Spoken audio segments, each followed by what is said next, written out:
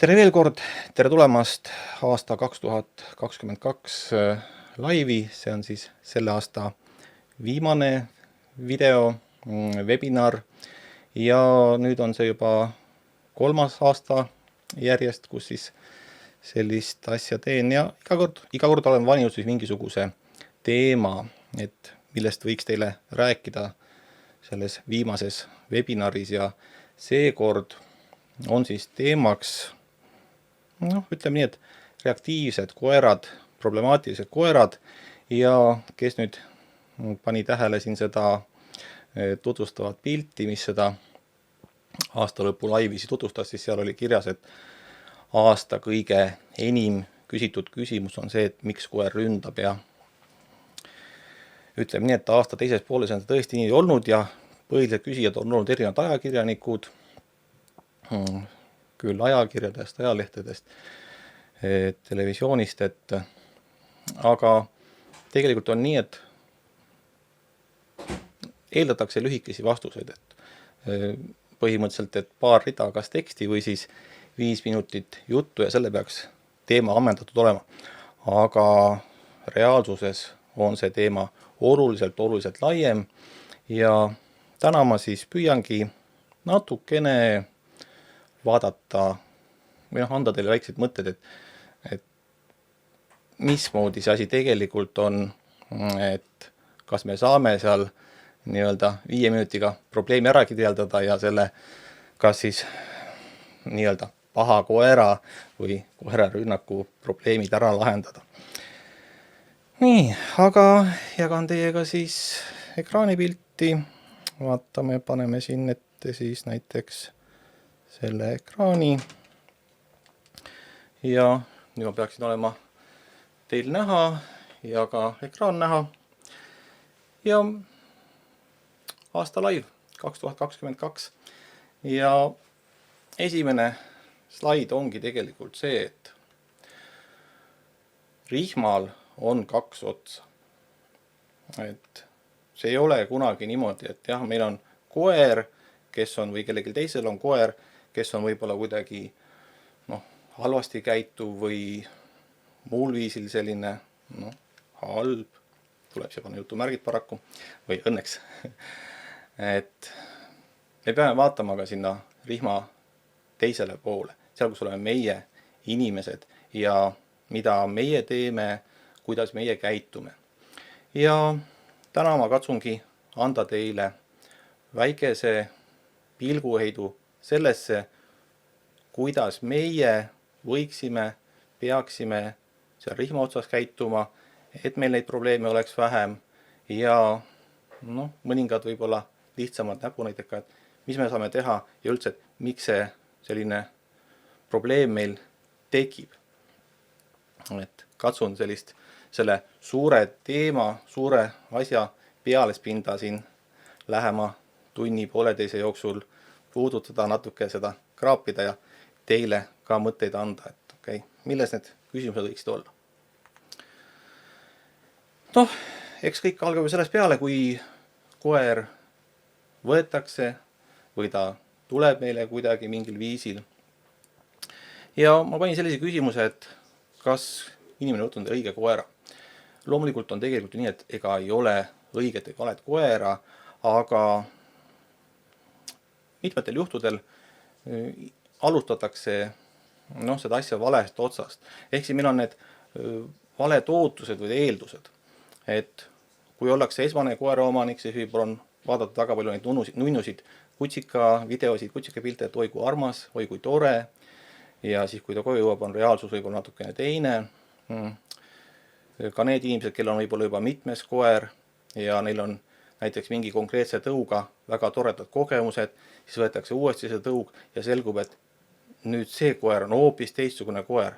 Et sellel ei ole üldse selline iseloom nagu oli eelmisel, et eelmine oli nii pai ja tore ja temaga pole üldse probleeme, aga nüüd võib-olla on probleemi otsas, kuigi tõug on sama. Ja nii see ongi, et iga koer on erinev, et see tõupõhine erinevus võib olla väga suur. Et siin ei saa kunagi niimoodi mõelda, et ahah, mul see koer oli, ootan nüüd teise samasuguse, et siis läheb jälle kõik nii toredasti. Võib minna, aga üldsegi ei pruugi. Ja loomulikult alati peab mõtlema selle peale, et kui palju see koer tahab tegelemist, kui palju tuleb temaga väljas käia, kui palju tuleb temaga kodus tegeleda, kui palju tuleb teda õpetada, teda seda eluga kohaneda, sotsialiseerida. Kõik need on sellised asjad, mis mõeldakse võib-olla, et okei, ma teen seda, aga aeg läheb ju ruttu ja võib-olla kõik ei jõua. Ja siis võivad ilmneda erinevad, kas need probleemid, aga kitsaskohad ja tunnen, et midagi tuleb nagu muuta selles koera käitumises. Aga kui see koer meile siis tuleb, siis ta on suures osas valge leht. Ehk tal on loomulikult geneetilised eeldused mõningad, aga enamiku sellele lehele paneme ikkagi meie. See, kuidas meie käitume, mis me teeme, millised on meie tegevused koeraga, kõik see määrab, mismoodi koer hakkab edaspidi käituma. Ja loomulikult, kui näiteks on võetud varjupaigast koer, siis on temaga tihti keerulisem, kuna tal tulevad need probleemid juba kaasa, et need on tekkinud varasemalt ja siis tuleb nendega tegeleda. Et see on omakorda keerukas ja suur töö ja kõik, kes võtavad varjupaigast koera, see on väga tänuväärne, aga peab arvestama, et see on ka tihti suur töö, et see koer saaks emotsionaalselt korda, et tal need probleemid ununeksid, mis tal võib-olla on varasemast, et see on ka hästi-hästi selline keeruline ja suur asi tegelikult ette võtta.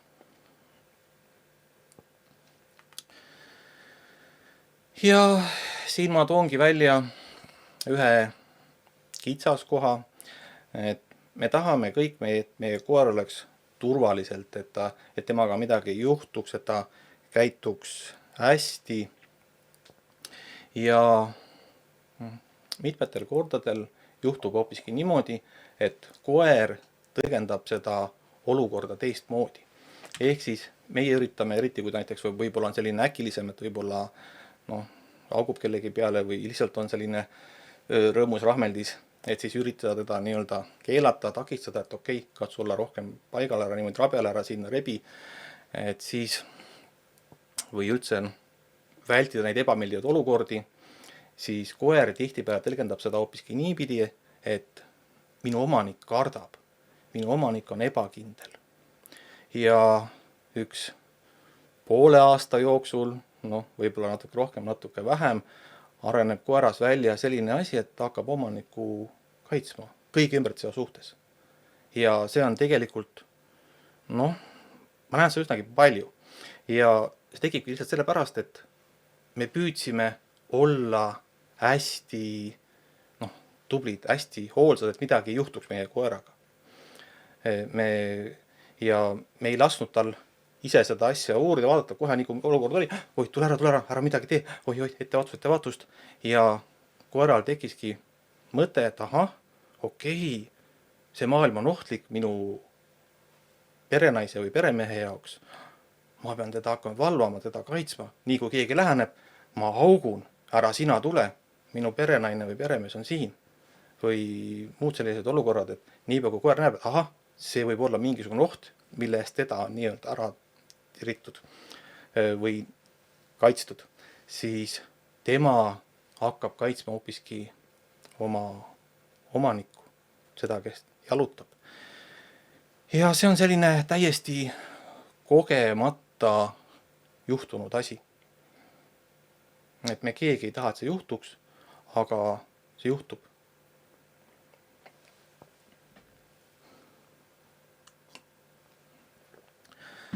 Ja seetõttu annangi teile siin esimese näpunäite, et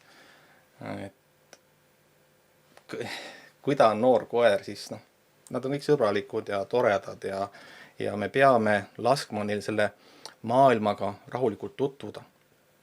Et see koerapoolne valesti tõlgendamine, meie käitumise valesti tõlgendamine on hiljem väga suur probleem, me peame hakkama siis seda koera ebakindlust, mis me oleme talle kogemata tekitanud, ära lahendama, et ta uuesti saaks julgeks ja enesekindlaks koeraks. Ja see juhtub suhteliselt kiiresti, et juhtub sellise esimese koera eluaasta jooksul on see juba tavaliselt juhtunud ja siis meil ongi koer, kes niipea kui kedagi eemalt juba näeb, läheb juba haukuma, läheb juba oma peremeest ja perenaist kaitsma. Loomulikult peab jälgima ka seda, et kui me koera õpetame, et see kõik oleks ohutu, et kindlasti ei tohi saada koer viga.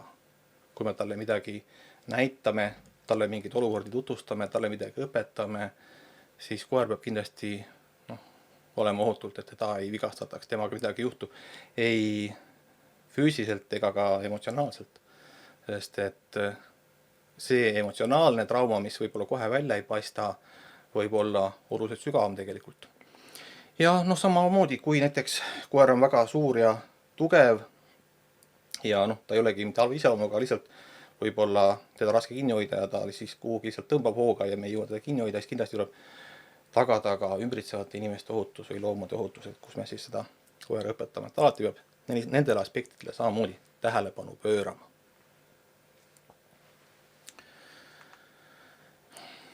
Siis ma toon selle õpetamise juures välja ühe kitsaskoha, mida juhtub, kipub juhtuma just selliste koertega, kes ongi sellised, ma ei taha öelda nüüd kuidagi halvemad, aga lihtsalt võib-olla rohkem haukuvamad, rohkem sellised aktiivsemad, siis tihti teile öeldakse, et tuleb olla selline konkreetne ja kõik ja nüüd ja teeme nii ja teeme naa ja käsi ja keela teda korralikult, et ta üle käte ei läheks.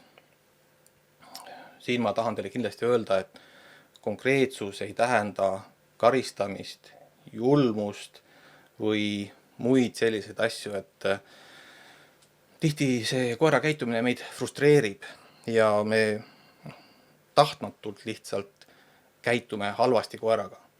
Et kui meil on selline keeruline koer või selline keeruline olukord, siis kindlasti tuletage endale meelde, et ma katsun olla rahulik, et ma ei ärritu tegelikult, ma keelan, ma olen selge ja konkreetne tegelikult, et see kuidagi moodi ei muutuks koerale just nimelt selliseks julmaks või karistavaks käitumiseks meie poolt.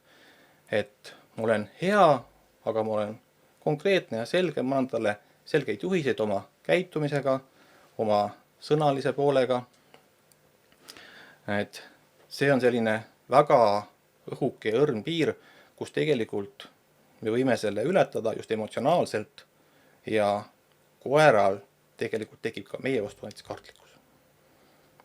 Et ütleme nii, et koer näiliselt, ta kuulab meid, aga ta pelgab, ütleme siis nii, ta võib tekkida, seda näiteks võib juhtuda ka pereliikmetele, et näiteks mees on sellise karmi ütlemisega, naised tavaliselt nii karmi ütlemisega ei ole, et siis mees läheb korra majja. Tegelikult võib see olla lihtsalt hirm, koera hirm, aga hirmu oma pereliikmete ees ei tohiks koer tegelikult tunda. Et ta peaks olema pereliige, kõikide sõber.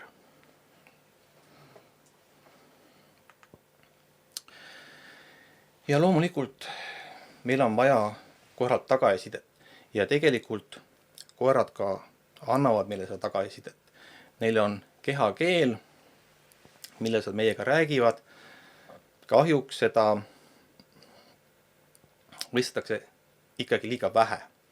Et kõikide minu kursustel see ABC enam-vähem sisaldub, et kõik saavad aimu, mida tuleb jälgida, kuidas jälgida, aga ütleme nii, et kui teil on koer ja te ei tunne tema kehakeelt, et teate ainult seda, kui ta liputab saba, lidutab kõrvu, et siis okei, see on mingi signaal, aga kui ta tõstab käppa, limpsib nina või teeb muud midagi sellist, et mis see tähendab, kui te seda ei tea, siis kindlasti see teadmine tuleb endale ka hankida, et mis on need koera kehakeele signaalid, kuidas tema meiega vestleb. Ja tõin siin välja ühe pildi, et ilmselgelt on näha selle pildi peal, et koerale ei meeldi, et teda sinna tõmmatakse, väike laps tõmbab ja siin pildil tegelikult on mitu probleemi. Üks probleem on see, et see laps on väike, tegelikult ta ei tea koerast midagi, ta ei tunne, jah, koer ise on ka väike, näiliselt ohutu, aga ma paneks teile kõigile südamele, et lastega olles peab olema järelevalve, peab olema asi selge ja kuna lapsed, eriti nii väiksed kui siin pildi peal on, ei tunne koera, tema kehakeelt, tema signaale, siis parem on neid mitte laste kätte anda. Ja sellepärast, et vältida koertele probleemide tekkimist. Et see väiksemate laste ja koera siis rihmaga jalutamine, ma natuke räägin sellest hiljem veel, aga sellel on mitmeid kitsaskohti, mida meie siis täiskasvanutena peame hakkama hiljem ära lahendama, kuna see jalutamine on läinud hukka, nii öelda. Et kindlasti veel kord ütlen, kehakeel, mis on koera tagasisideks meile, enne kui ta üldse hakkab meil urisema või haukuma või veel enam kedagi ründab, siis kui me seda kehakeelt mõistame, siis need signaalid on ammu enne ja me saame koera rünnaku või isegi selle haukumise ennetada tegelikult. Läbi selle, et me saame aru, mida koer meile ütleb. Ja me näeme neid probleeme. Me saame hakata aru saama, et okei, meie koeral on mingi probleem seal, kui me temaga näiteks jalutame, et ta meil rihma otsas või ka jookseb lahtiselt. Et mitte ainult see, et ta kellegi peale haugub, on see siis koer, inimesed või mingid asjad, vaid milles asi võib olla. Et kindlasti kehakeel, selle mõistmine, sellest arusaamine on koeraga suhtluse A ja O, selle alus. Et sellest me ei saa mitte kuidagi mööda vaadata ja me ei saa seda kuidagi eirata. Kui me paneme selle ees silmad kinni, siis varem või hiljem me mingisuguste probleemide ette põrkame ja me peame hakkama neid lahendama, sest me ei ole saanud aru, mis selle koeraga juhtus, okei, miks ta nii käitub, miks ta nii teeb äkitselt. Tegelikult ta võis meile märku anda, et mul on probleem, ma hakkan varsti nii käituma, aga me ei pannud seda tähele, me ei osanud seda märgata või me ei teadnud üldse seda lugeda.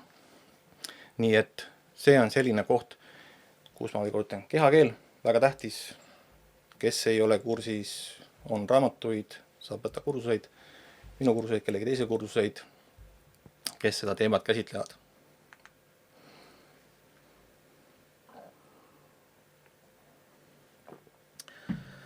Siis loomulikult vahepeal ütlen, et kui on küsimusi, võite julgelt chati kirjutada, et kes siin küsib jooksvalt siin live ajal, siis vastan ära. Ja hiljem, kes veel hiljem kordus vaatab, et siis ma nendele tõenäoliselt vastata seal enam ei jõua, et ei jälgi, kes ja mida enam hiljem kirjutab. Aga lähme edasi. Kui me tegeleme selle koera õpetamisega, siis siin on, ütleme nii, et see kipub olema selline polariseeritud suhtumine sellesse. Ja ma tõin sinna välja teksti nagu vabad valikud versus sundimine. Aga see ei ole, kas ma saan nüüd öelda, päris nii ühene.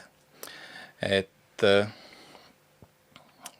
mis ma tahan sellega öelda, selle slaidiga? Ma tahan öelda sellega seda, et kui me koera õpetame, siis tihti peale eeldame seda, et me käsime teda. Et on mingisugused sõnad, on istu lama siia, jookse, mine, tee, too, mis iganes sõnad need siis on. Ja kui me sellise käsu anname, siis meil ongi see koerapoolne vaba valik lõppenud, et tegelikult me sunnime. Me anname käsu, me eeldame, et koer seda käsku täidab. Me ei anna koerale rohkem variante. Kes minu kursustel pole kunagi käinud või selle minu webinaridest osa võtnud, siis ma ütlen, et mina olen selle vabade valikute pooldaja. Et need on need meetodid, kuidas me saame koera õpetada tegelikult efektiivsemalt ja nii, et me ei pea no kuidas ma ütlen, pidevalt muretsema, et oi, nüüd ma ütlesin talle näiteks, et ta lamas kuidagi, ma ei tea, lamas liiga hilja, lamas liiga vara, lamas halvasti või ütlesin talle midagi muud ja ta ei täitnud seda käsku nii-öelda ideaalselt. Kui meil on kodukoerad, siis reaalsuses, kui me ei tegele võistlusspordiga, ei ole meil selliseid käske vaja. Seda ma olen alati öelnud ja ütlen ka täna, et nii see on. Meil puudub otsene vajadus selliste käskude jaoks. Ehk siis tihti me lihtsalt õpetame korrale midagi, sest meile öeldakse, et oi, seda me peame õppima. Et ma tõin sinna välja selle, et üks esimesi asju, mida enamik koera ja omanik õpetab koerale, on istu. Tõstame käe üles ja maiusega tavaliselt ja koera nina läheb üles, taguots läheb maha, koer istub, saab maiust ja ütleme talle selle sõna sinna juurde. Aga ma alati küsin, miks sa seda teed? Miks sa tahad, et koer istub? Mis see sulle annab tegelikult? Et mis on selle asja mõte? Lihtsalt ta istuks. Et kui me seda ei õpeta, et mis siis saab? Kui me õpetame talle midagi muud, jätame selle istu üldse ära või lama või mingi muu asi, et kui me ei lähe nüüd sportima koerale, kus on vaja täita neid ülesanded, et ta peabki lamama või istuma või midagi muud tegema, et mis siis juhtub, kui me seda ei õpeta. Et see tihti eeldatakse, et see on mingisugune eeldus, et seda peab nüüd tegema. Et see on see vajalik asi. Mina võin öelda, et reaalsus on nii, et mina õpetasin oma koera kõiki neid tegema, aga sellest minu koera elu kuidagi paremaks ei läinud. Pigem ma tekitasin endale mitmeid probleeme ja nüüd ma ei ole talle aastaid enam ühtegi käsku öelnud, sellepärast et ma ei pea neid kasutama. Ma saan temaga teistmoodi käituda. Ja sinna ma tahaks ka tänase teemaga jõuda. Ehk siis, kui me tegelikult õpetame koera tegema õigeid valikuid, siis me ei pea teda sundima ei istuma, lamama ega mingeid muid asju tegema, mis meil nagu öeldakse, et oi, seda peab tegema, seda peab oskama. Et koer peab seda oskama. Aga kui koer oskab õigesti käituda, siis ei ole mingit vahet, kas ta istub, lamab, seisab või on üldsegi selja peal jalad püsti.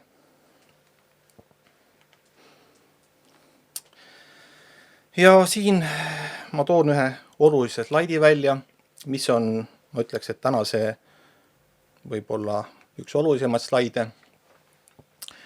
Ja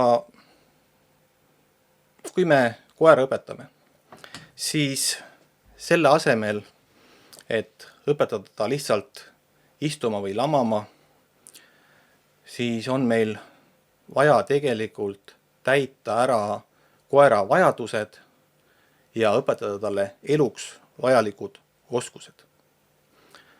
Kui te nende kahe ülesandega enam-vähem hakkama saate, siis ei ole mingit vahet, kas teie koer istub, lamab, käib esikäppade peal või tagakäppade peal. Seda lihtsalt oskab eluga toime tulla, oskab käituda. Ja ma natukene räägin ka lahti, et mis need siin siis on, mis need tähendavad. Ehk siis vajadused, turvatunne. Turvatunne on see põhimõtteliselt see igapäevane koera elu, et ta tunneb ennast turvaliselt.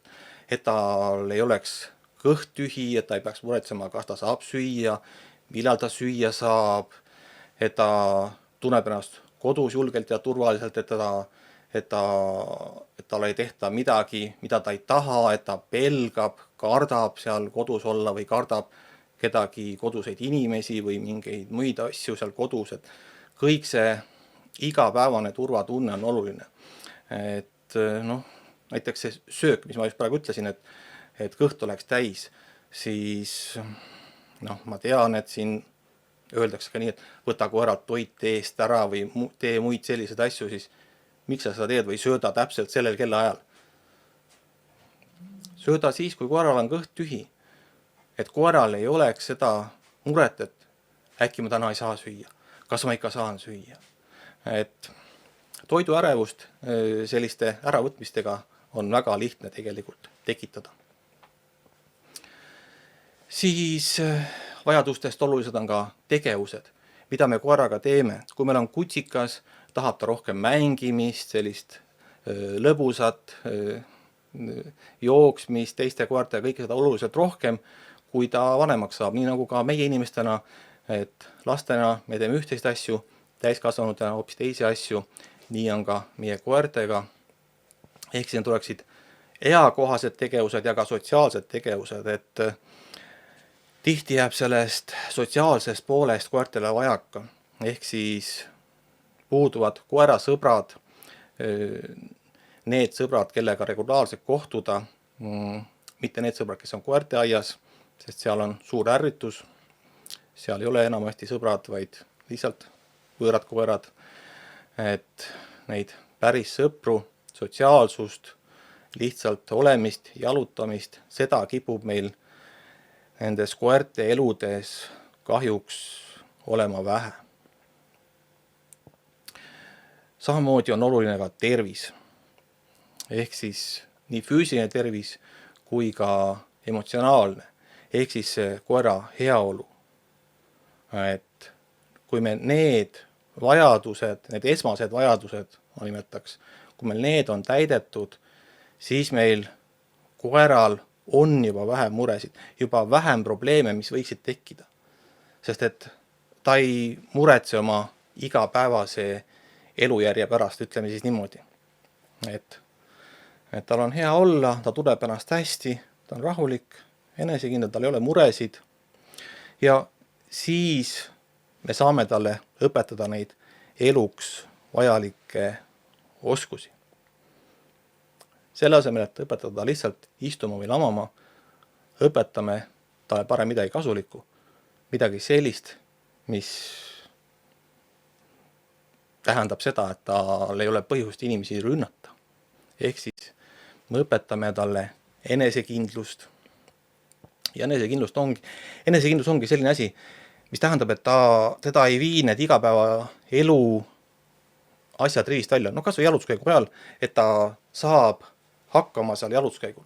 Et seal ei juhtu temaga midagi, et kui näiteks käib mingi, ma ei tea, veoauto sõidab mööda või käib mingi pauk või mingi inimene äkki tuleb, et ta sellest ei ehmu ära, vaid ta suudab sellega toime tulla, et ta on enesekindel.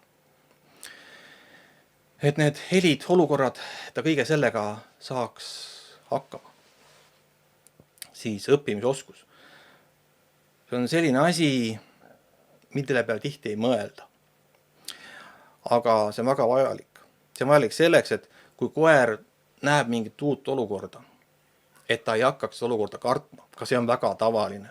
Ehk siis tal on see enesekindluse puudus juba natukene ja kui nüüd on uus olukord, siis tekib see hirm, kartus, nii-öelda kangestumine, võimetu selles uues olukorras toime tulla, ta ei suuda selles õppida, kohaneda ja ta ei ole selle situatsiooni muutusega võimeline kaasa üldse minema. Ehk siis meil ongi juba eeldused, et nüüd on probleem juba käes. Et kui koer ei oska õppida, me ei ole talle näidanud, kuidas seda teha, et siis see on üks väga suur kitsaskoht, millest tekivad hirmud ja mis võib eskaleeruda erinevateks käitumisteks. Siis koera enesega toimetulek, samuti väga oluline, et ta suudab nendes rasketes, tema jaoks võib-olla ärritavates olukordades toime tulla. Et okei, seal on see koer, kes minu peale augub või seal on mingi tegevus, mis mulle üldse ei meeldi, aga okei, las ta olla seal, saan sellega hakkama. Las olla.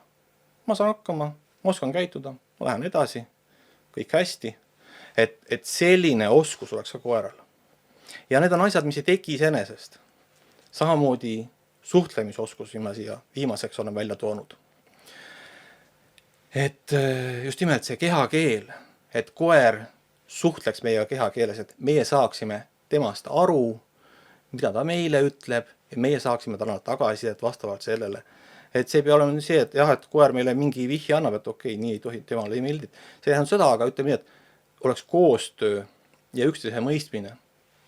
Sest et kui me sellise suhtlemiskommunikatsiooni asemel anname koerale käsu, siis igasugune suhtlus teie vahel on koheselt lõppenud. On käsk, mida tuleb täita, mingit suhtlust seal enam ei ole. Et need õpetus, 2 olulist õpetust siin, kui te sellega saate mingil kujul hakkama, siis tõenäosus, et teie koer on kuidagi halb või halvasti käitub, on nagu väga väike. Jah, loomulikult seda kõike on raske saavutada, aga sinnapoole nii-öelda teel olles, püüdes seda kõike teha, see viib tegelikult heade tulemusteni. Et noh, nii see on. Võib-olla teil on selle kohta küsimusi. Küsige julgelt. Nii, aga vaatame edasi, mis meil järgmine slaid on. Järgmine slaid on selline, kuhu ma kirjutasin, et reaktiivsus tekibki siis, kui meil läheb seal selle nende vajaduste täitmisega jääb midagi puudu, sotsialiseerimisega midagi ebaõnnestub või see üldine kuidagi, mis me õpetasime, et seal midagi läheb siis viltu. Ja just nimelt, et no mis see viltu minek tähendab? See tähendabki seda, et me inimestele kipume panema koertele peale liiga suure surve. Me ootame neilt liiga paljut ja liiga kiiresti.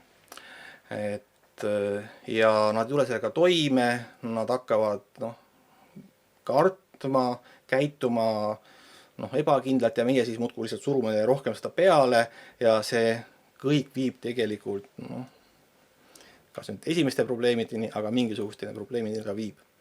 Et see sotsialiseerimisprotsess, kõik see õpetamise protsess, see, et koer oskaks käituda, sellega tuleb igapäevaselt tegeleda nii noore koera puhul kui ka vana koera puhul, kui ta seda ei oska, siis tuleb ta seda õpetada. Lihtsalt vanad koer on natukene keerukam õpetada kui noort koera. Et see reaktiivsus ei teki tühjast kohast.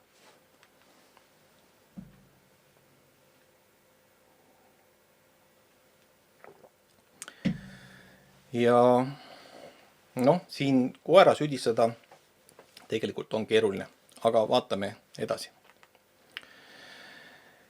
Ma toon siin välja selle, mida see reaktiivsus ei tähenda.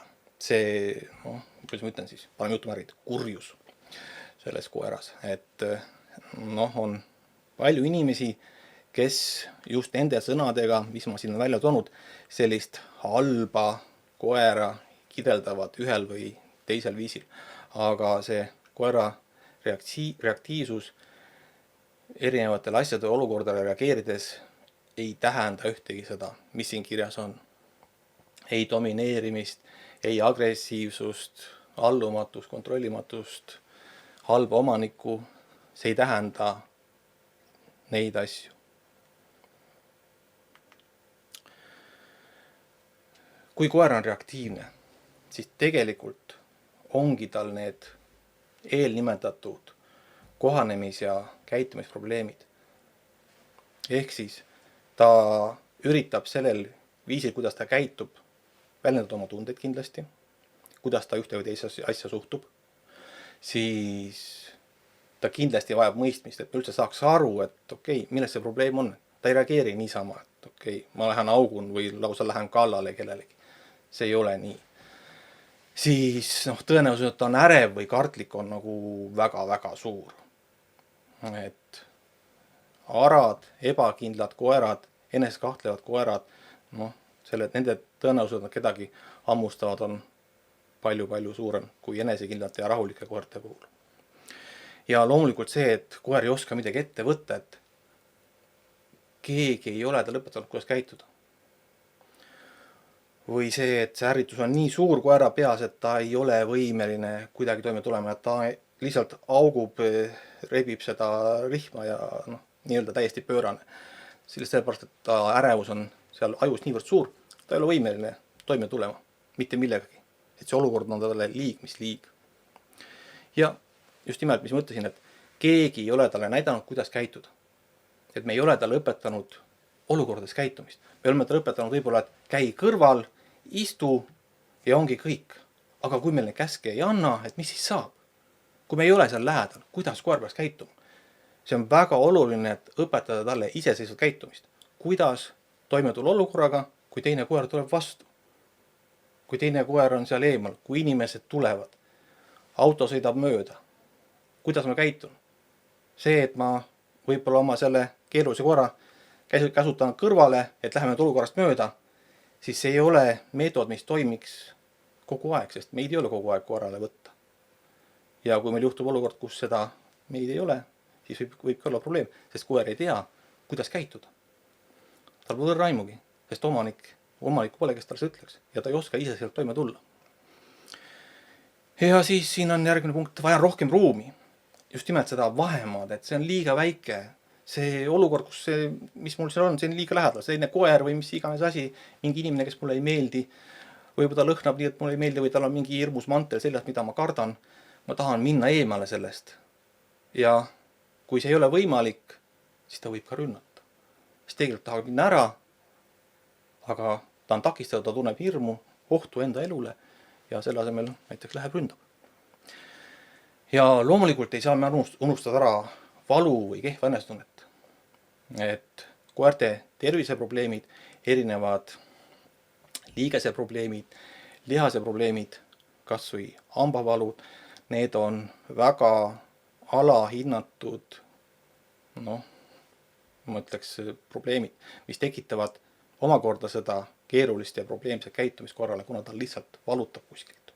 Siis kui meil kuskilt valutab, ka meie oleme, kas kehva enesetundega või lihtsalt väga pahased kõigi ümbritseva peale, sest meil on nii kehv olla lihtsalt. Ja ka koerte puhul see on nii, aga me inimestena tihti selle ei mõtle. Ja ka koer, kes näeb välja väga rõõmus, jookseb väga hoogsalt, näiteks kui temaga õue minna, siis ka temal võivad olla valud, aga see adrenaliin võib selle lihtsalt maha suruda selleks hetkeks. Et ta tuleb või ta üritab sellega toime tulla selle valuga. Et selliseid asju me ei saa ka kunagi alahinnata.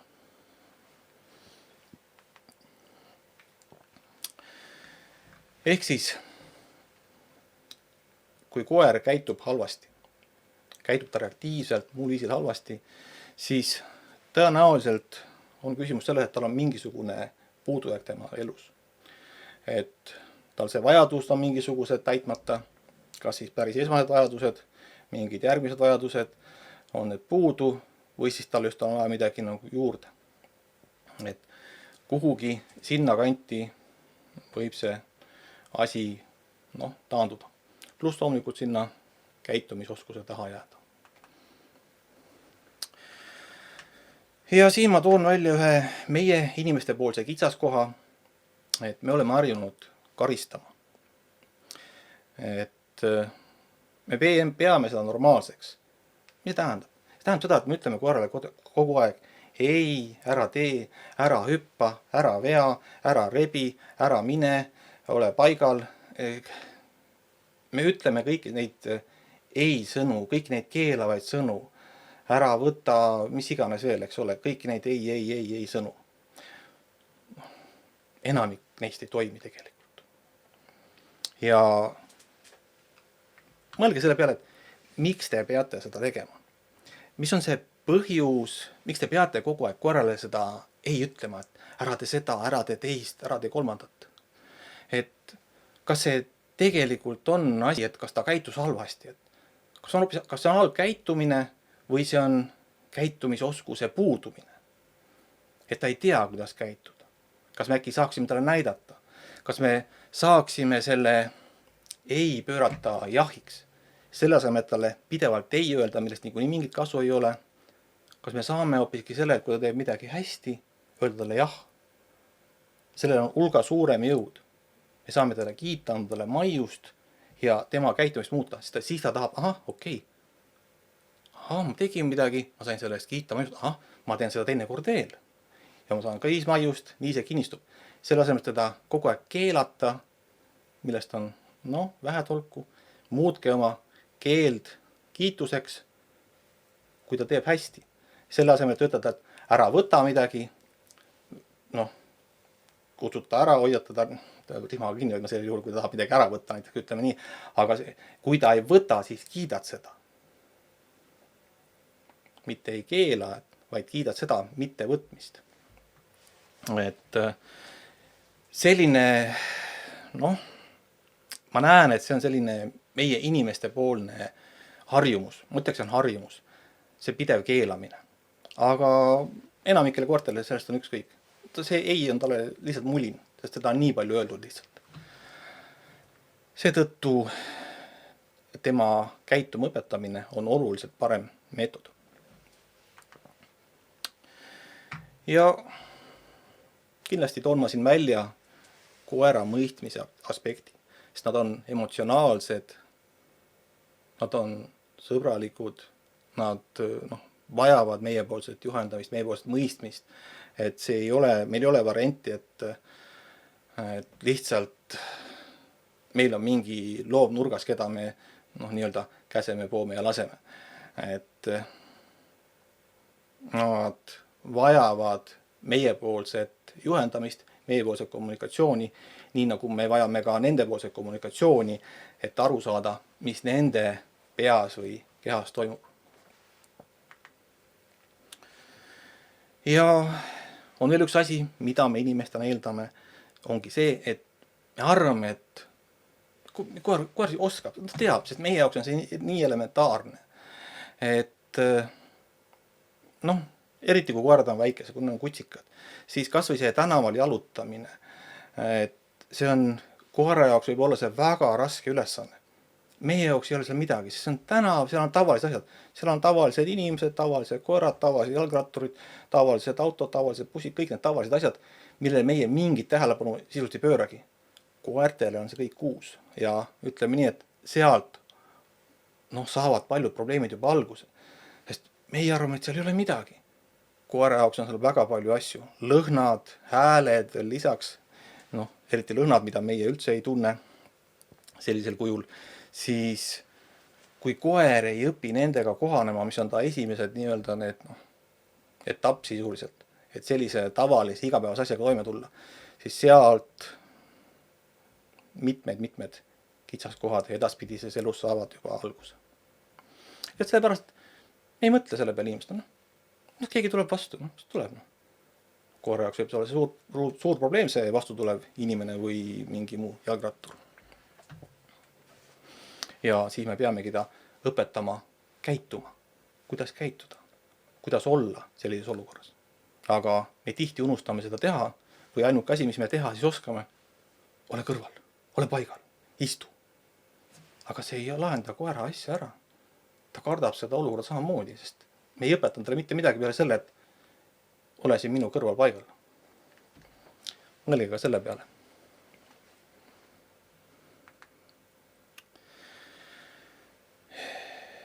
Just nimelt, kohanemine. Et kas koer kohaneb nii, nagu meie arvame, et ta kohaneb. Et me kas või tõin siin selle pildi välja, et muruniitmine, et kui raske see koerale tegelikult on.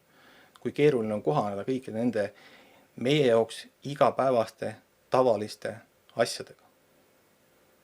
Tolmuime ja muruniitmine, need on kaks sellist lärmakat tegevust, mis paljude koertele ei meeldi ja nad reageerivad. Aga ka need palju lihtsamad asjad, igapäevased asjad, kui me ei õpeta koera nendes olukordades käituma, siis tõenäosus, et ta seal üle reageerib, käitub ettearvamatult, on väga suur.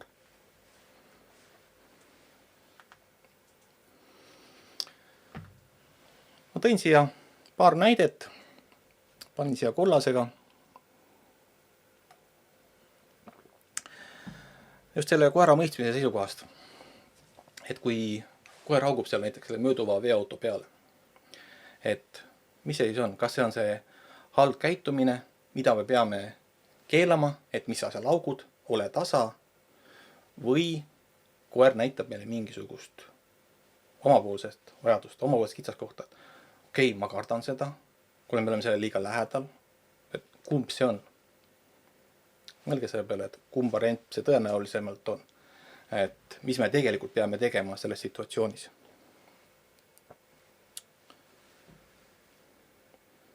Nüüd panen järgmise näite. Ütleme, et nüüd on see teine koer, kelle peale koer augub.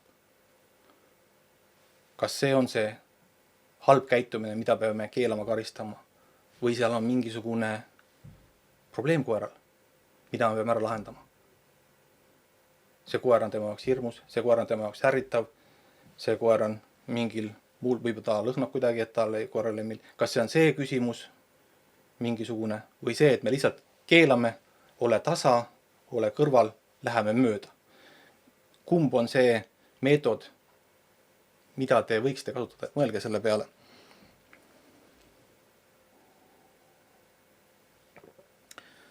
Kummaga on suurem tõenäosus, et te saavutate edu koera käitumises.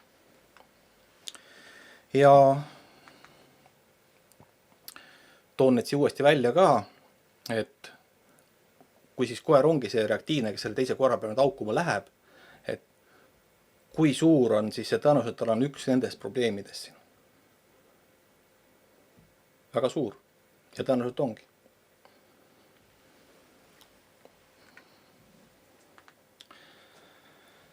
Aga nüüd, kui koer juba ründab inimest, et ta ei haukunud enam asjadega inimeste peale, vaid ründab, siis täpselt sama küsimus. Kas see on käitumine, mida tuleb karistada, või see on mingisugune probleem, mis on koera peas, mis on sinna kuidagi tekkinud? Ehk siis, kas see, kui ta läheb ja ründab inimest, kas see näitab tema domineerimist, agressiivsust, allumatust, mingit muud sellist asja, või see on mingi muu asi? Siin ma toon välja selle, panen eelmise slaidi tagasi, domineerimise, alfa teema. Tihti tuuakse välja, et selline koer on mingisugune, et tema üritab nagu kõiki paika panna ja ammustab selle pärast. Ei ammusta. Just täna sattusin hea meemi peale, et panin selle teile slaidina sisse. Ühesõnaga, see slaid ütleb kõik. Et siin ei olegi midagi lisada, et ma ei hakka isegi seda tõlkima. Et kui koer ründas inimest, siis kas sama tõenäoline, et tal on need samad probleemid kuskil, mis ka teiste küsimuste puhul, või ta lihtsalt läks ja ründas? Koer ei lähe ja ei ründa lihtsalt.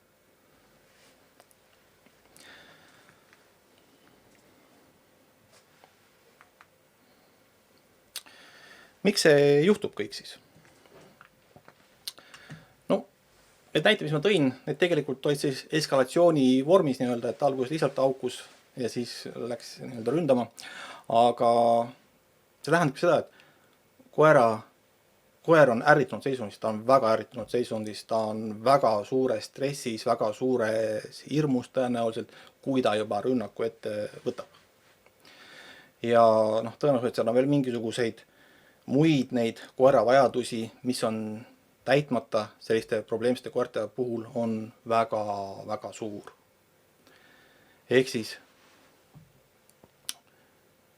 mida rohkem on meil jäetud tähelepanuta need koera vajadused, kõik need asjad, seda suurem tõenäosus on, et meil midagi juhtub, et me oleme jätnud ta sotsialiseerimata, halvasti sotsialiseerinud, kõiki neid asju,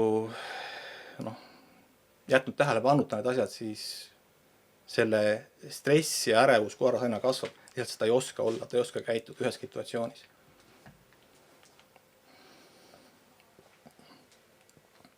Ja selle lause ma just ütlesin, et kui see stressiärevus on väga kõrge, siis see peab olema ikka väga-väga kõrge, et ta inimest läheks ründama.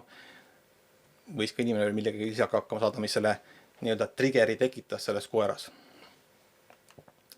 Ja siin ma toongi välja ühe lause, et koera aju peab saama ärritusest vabaneda.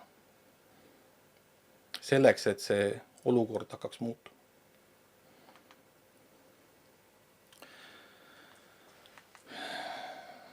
Ehk siis me peame need nooled keerama teistpidi, sellest punasest rohelisse tagasi.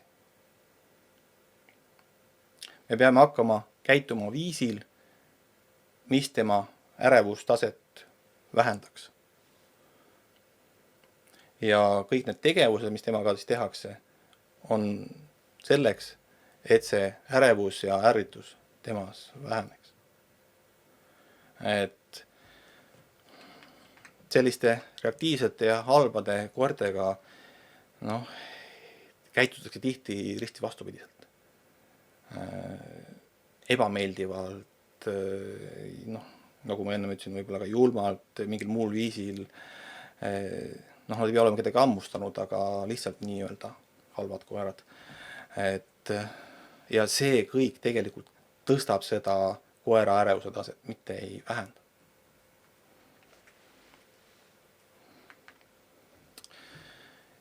Ehk siis, mis me saame ette võtta?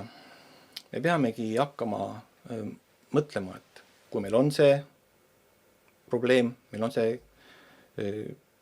reaktiivne koer, rohkem või vähem asjadele, inimestele, koertele, millele iganes reageeriv, et siis esiteks muidugi, mis need olukorrad on, mis seda ärevuse tõusu põhjustavad. Ja teine küsimus on see, et kas ma saan neid tegevusi jätta ära või muuta neid tegevusi kuidagi. Või teha need koera jaoks lihtsamaks. Need on esimesed sammud, et selle probleemiga tegelema hakata.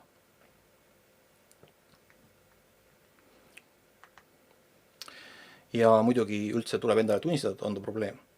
Et kui seda ei tehta, siis ei saa ka midagi lahendama hakata. Et jah, näiteks mina võin öelda, et jah, mina tean, minu koer on keeruline, ma pean temaga tegelema jätkuvalt, et see on igapäevane töö, jah, ma olen paljud asjad ära lahendanud, ma saan temaga hakkama, kõik on hästi, aga ikkagi see on töö, mis jätkub tõenäoliselt kogu tema elu. Ja selle teadmisega, see teadmine tuleb endale tunnistada, sellega tegeleda ja vastavalt sellele siis ka käituda. Ja kui me seda probleemi ei tunnista, endale otsa ei vaata, siis me ei saa hakata ka vaatama mingisuguseid lahendusi. Meie kogu lahendus võibki piirduda sellega, et me käsutame koera rohkem lamama või istuma ja seal seda olukorda vahtima ja see on kõik, mis me teha oskame. Need ei ole kahjuks lahendused. Ehk siis lõpetada see alfa mängimine. Domineerimisteooria on rohkem kui 20 aastat tagasi ümber lükatud. Aeg on selle asjaga edasi minna. See ei too koerale mingisuguseid lahendusi.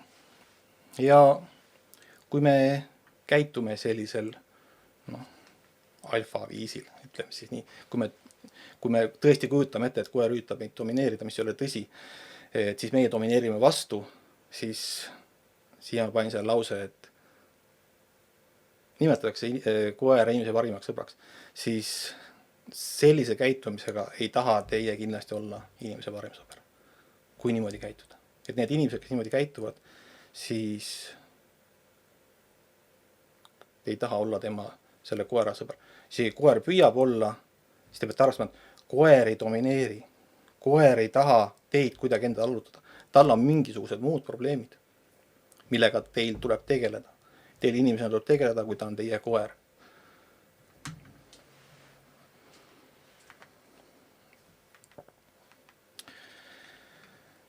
Nii, toon siia välja veel mõned lihtsad tegevused, mida te saate igapäevaselt teha.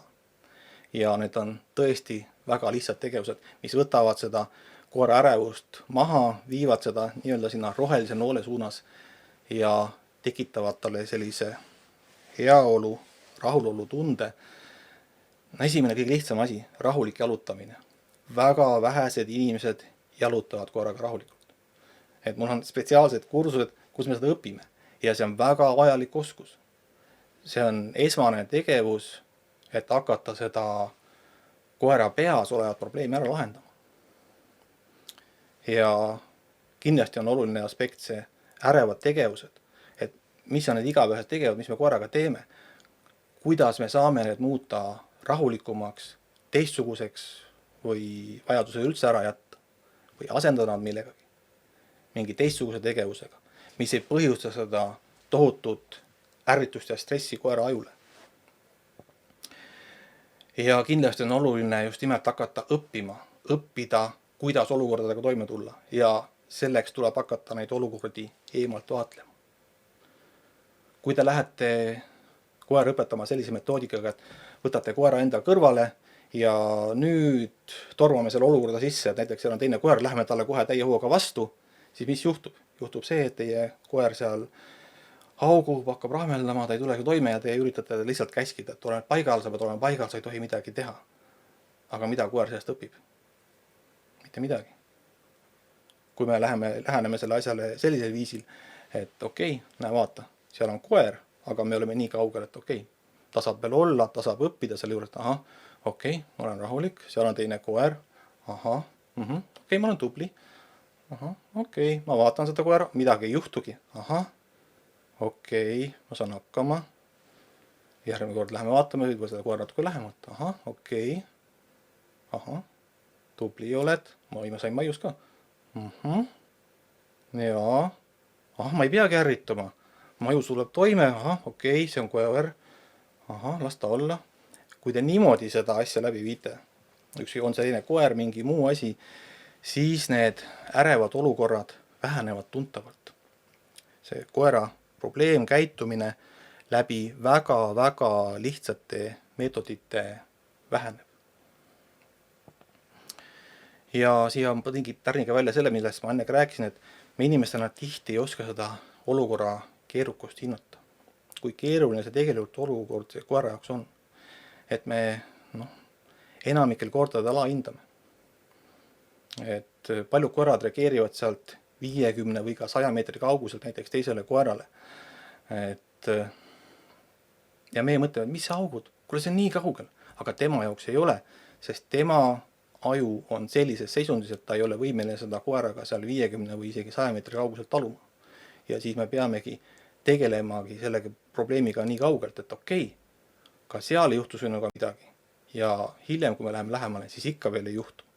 Niime, kui me ületame selle piiri, siis teil kaob võimalus koera õpetada, kuna ta lihtsalt aju läheb täielikku ärritusse. Ja kui täielikus ärrituses olla, seal ei ole mingisugust õppimisvõimet enam alles.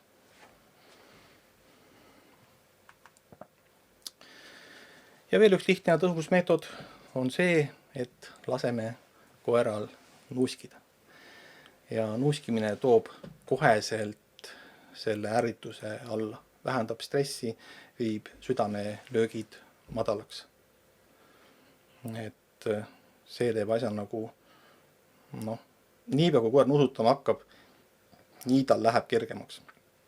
Ja tihti inimesed ei lase koerte nuusutada, et oi, mis sa nuusid siin. Kui teil vähegi on aega, vähegi võimalik, siis tuleb koer lasta nuusutada.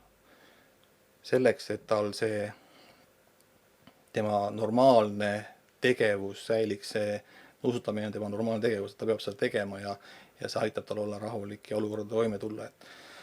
Et see on ka üks tema kehakeele osa kindlasti, et kuidas ta nuusutab, see on teine teema. Aga see on nagu niivõrd lihtne asi, mille me saame oma jaluskäikudesse sisse lisada.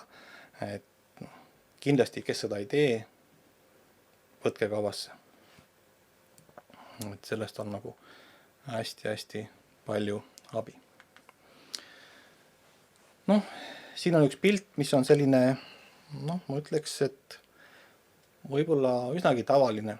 Meil on selline fleksiga koer, kes veab rihma, laps, kes tegelikult ei tea, mida selle koeraga teha ja kui koer isegi nädal aega sellisel viisil jalutab, siis on ta kaotanud oskuse ilusasti jalutada, väga tõenäoliselt. et siis me peame hakkama teda uuesti jalutama õpetama.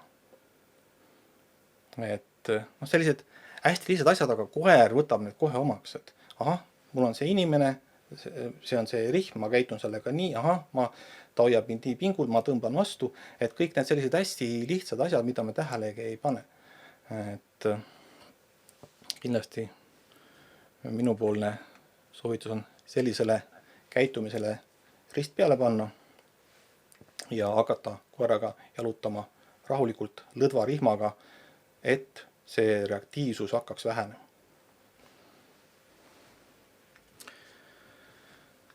Nii, siis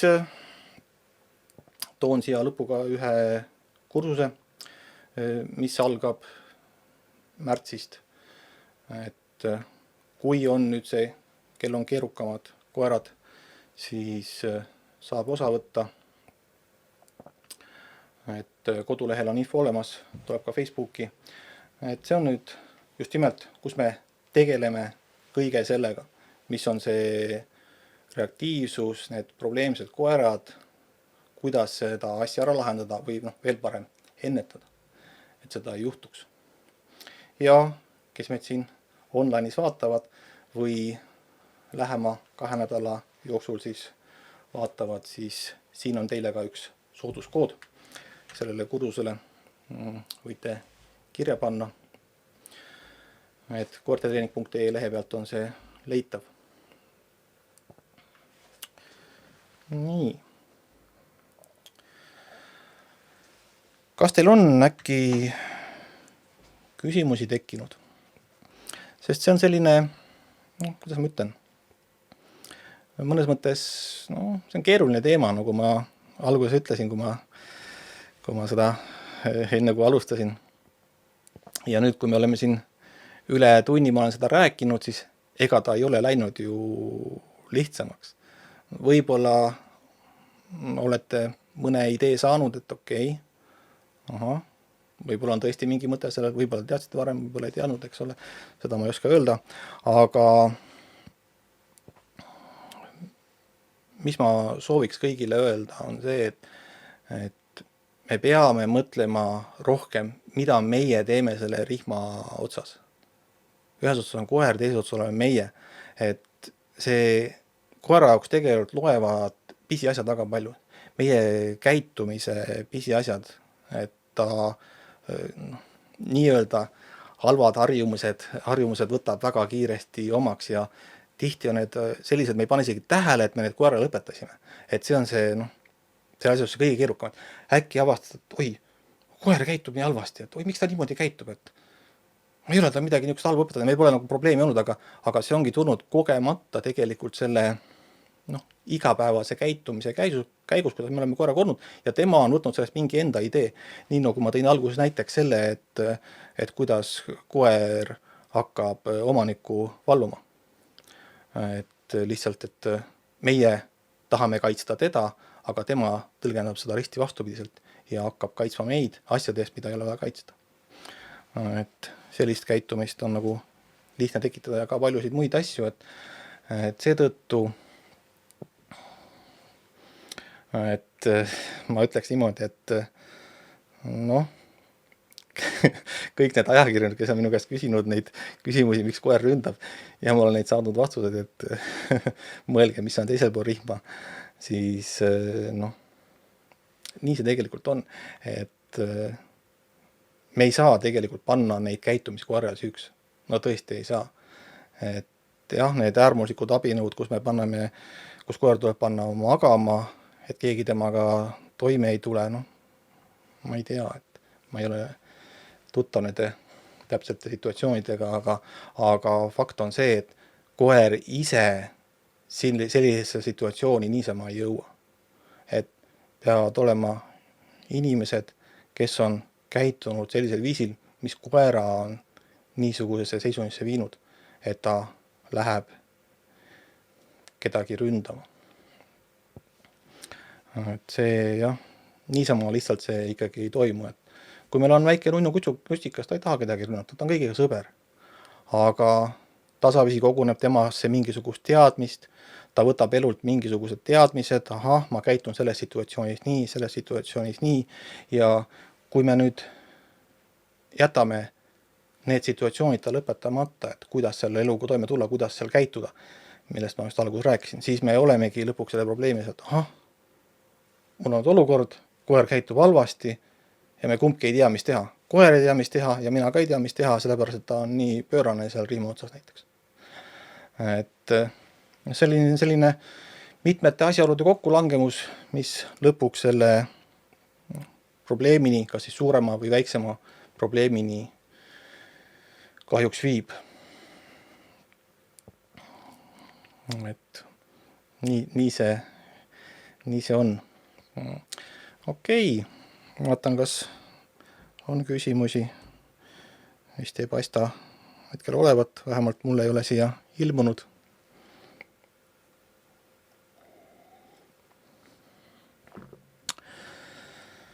Et minu sõnum kõigile järgmiseks aastaks on see, et mõtleme rohkem koerte peale, kuidas me nendega käitume, mida me neile õpetame, kuidas me neile õpetame, mis meetodiga me õpetame ja mis nad sellest siis lõpuks õpivad. Et kas me õpetame neid asju, mida koeral on päriselt vaja. Või me õpetame midagi, millega tal pole mitte midagi elus peale hakata. Näiteks ma alati ütlen, et see istu. Et mille pärast peaks koer istuma? Mis imevajadus see on, et koer peaks istuma? Mina ei tea. Kui me spetsiaalselt koeraga ei käi võistlemas, kus selline käsk on kavas, võiks ju selle asemel midagi muud talle õpetada. Okei, aga aitäh täna osalemast. Kes vaatavad korduses, siis teile ka aitäh vaatamast ja kohtume juba sotsiaalse jalutamise kursustel. Sinna on vist ka üks koht veel. Ja muidugi see keeruliste koerte kursus ehk KKK, mis algab 2 kuu pärast, et see on selline põhjalik, tõsisem kursus. Et kindlasti ka seal. Nii et kõik teile, kõike head teile, head aasta lõppu ja toredat uut aastat. Kohtumiseni.